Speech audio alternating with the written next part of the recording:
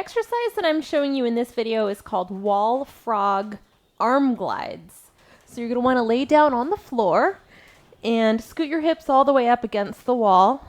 Bring your arms to the floor with your palms up and bring the soles of your feet to touch so that the outer portion of your foot and ankle is in contact with the wall, and let your knees and legs open up and come apart here. If you notice that your tailbone is coming up off the floor, what I want you to do is scoot your body back until your tailbone comes flat. So feel free to scoot back as much as you need to here to get that tailbone down and flat on the floor. Now, once you're in the wall frog position, what you're going to want to do for the arm glides is bring your arms directly out from your shoulders so that your arm bone is coming straight out from that shoulder joint. You're going to want to also have your forearm here at 90 degrees at your elbow joint. You're going to open up your palms and then simply rotate your arms back to meet the floor. So this is your starting point for the wall frog arm glides. From here, what you're going to want to do is glide your arms, keeping the back sides of your hands, wrists, forearms, and elbows against the floor the whole time.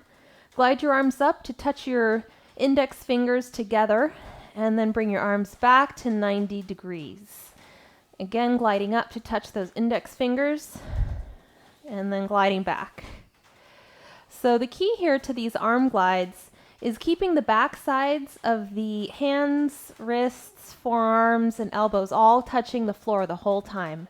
So if you're gliding up and you notice at some point that your elbows or your hands or your wrists come off the floor, that's just a sign that you don't quite have the range of motion to bring your fingers to touch. And what you'll want to do instead is just bring your arms as far as you can go without a part of your arm coming off the floor. So initially your range of motion might look more like this, and that's where you're going to want to start, and then eventually working up towards being able to bring those fingertips to touch while you keep everything against the floor.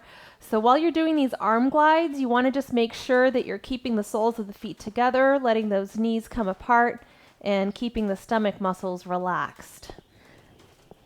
So that is the static wall arm glides. I hope this video was useful for you. Please click the like button if you haven't already, and subscribe to the channel. I look forward to seeing you again soon in my next video.